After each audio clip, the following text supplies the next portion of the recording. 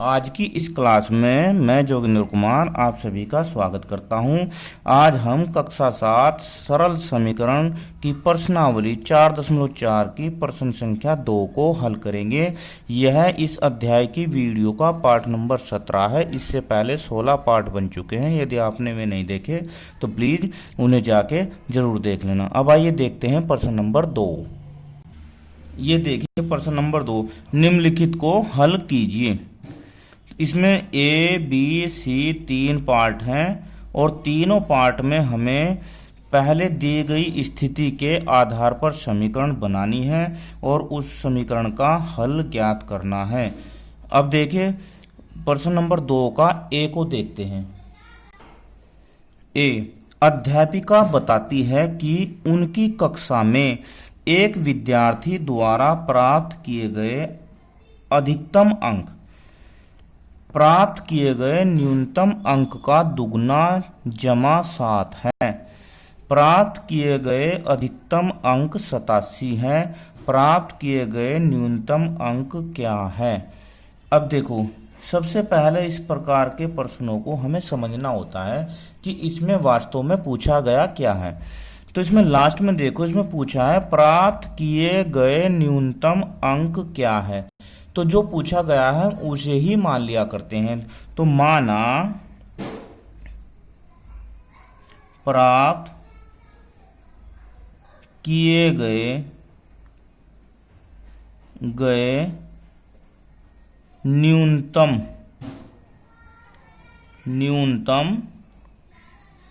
अंक x मान लेते हैं, x है। अब प्रश्नानुसार यानी कि प्रश्न में क्या कहा है, प्रश्नानुसार जो स्थिति दी है उस स्थिति के अनुसार हम समीकरण बनाएंगे। क्या कहा है कि प्राप्त किए गए न्यूनतम अंक का दुगना, प्राप्त किए गए न्यूनतम अंक का दुगना, तो वही लिख लेते हैं न्यूनतम अंक का दुगना। का दुगना का मतलब 2 से गुणा कर देते हैं, जमा 7, जमा का निशान लगाओ 7 और बराबर अधिकतम अंक हैं 87। कितने हैं? 87। ठीक है भाई।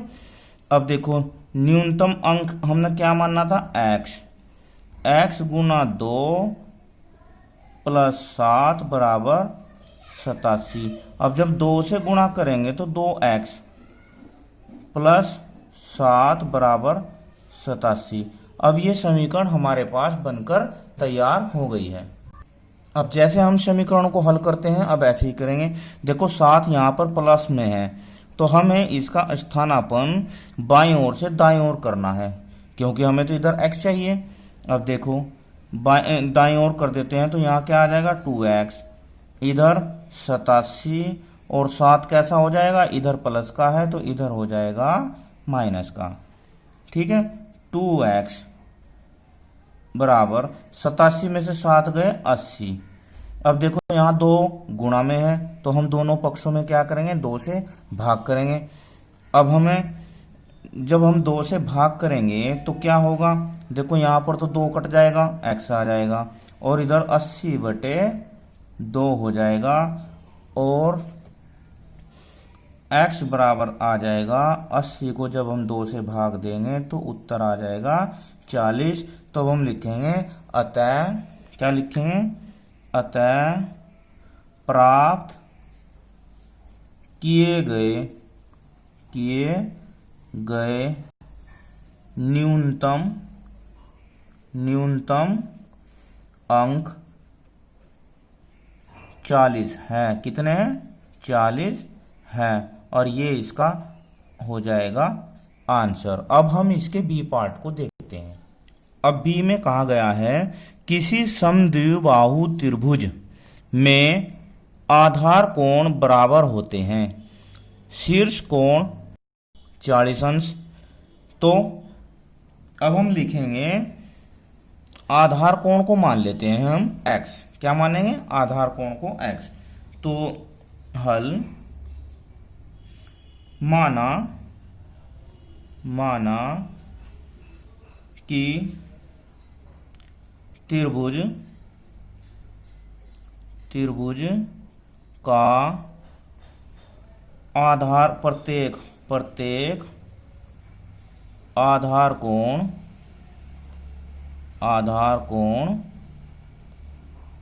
x अंश है। चलो इसका नाम भी दे देते हैं, जब हमने उदाहरण आपको दे ही दिया ABC। ठीक है, चूंकि एक कंडीशन और दी है, चूंकि त्रिभुज के तीनों कोणों का योग 180 अंश होता है। अब तीनों कोण होंगे कौन कौन से में, देखो कौन कौन होंगे। देखो दो कोण तो उसके आधार कोण है और वे हमने माने हैं क्या, x, तो x प्लस x, और एक कोण क्या है उसका 40, कितना है 40, जो दिया है ना, जो शीर्ष कोण दिया है वो दिया है 40। ठीक है, और बराबर होता है 180 अंश। कितना होता है 180 अंश। अब आगे ये समीकरण बन जाएगी, x और x हो जाएगा 2x प्लस 40 बराबर 180। अब देखिए इस समीकरण का जब हम हल करेंगे तो 40 को हम इधर स्थानापन्न कर देते हैं।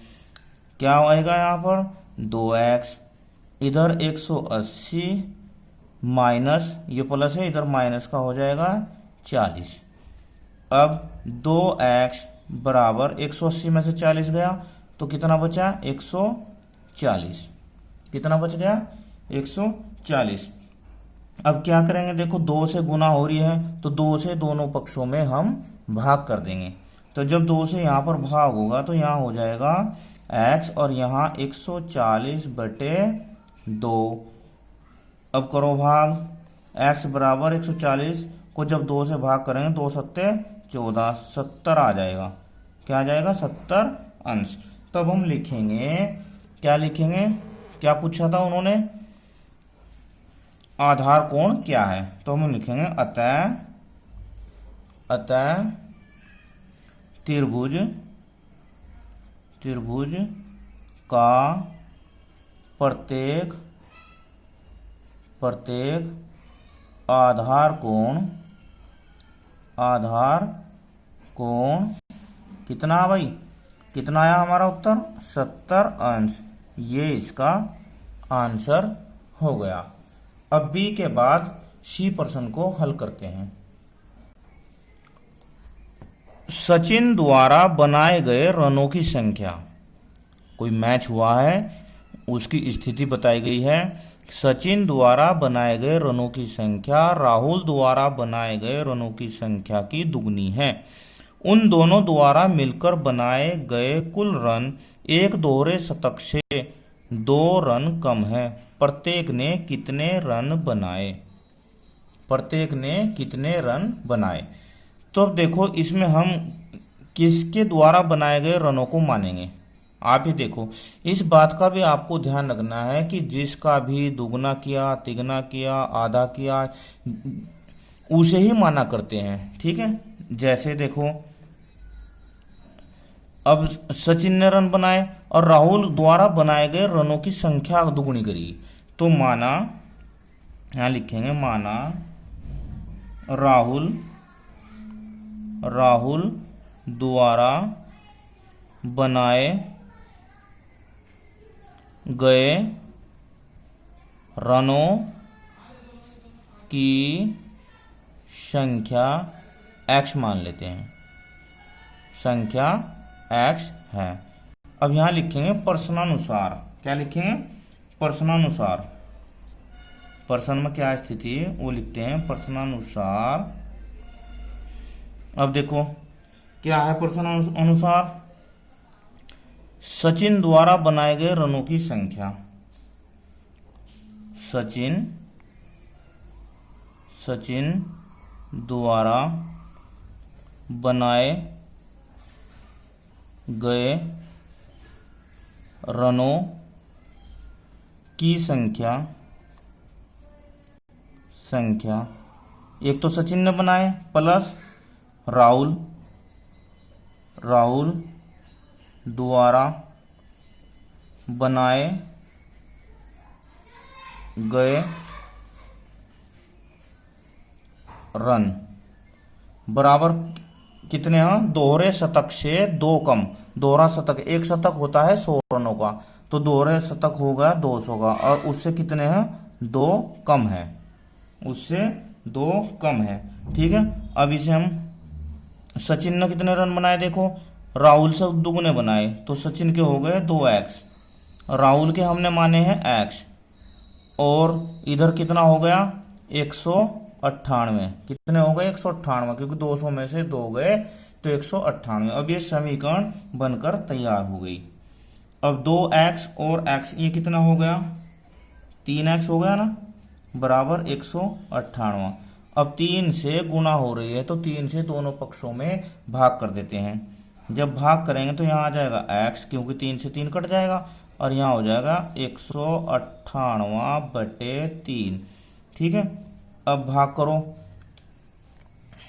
x बराबर 198 को इधर भाग कर देते हैं, 198 3 छंग 18, घटाया 1, फिर 3 छंग 18, ये हो गया 66, कितना 66 रन, x बराबर आ गया 66 रन।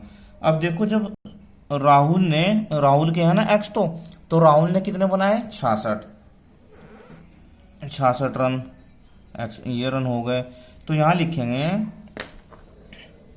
राहुल, अतः राहुल द्वारा बनाए गए रन 66,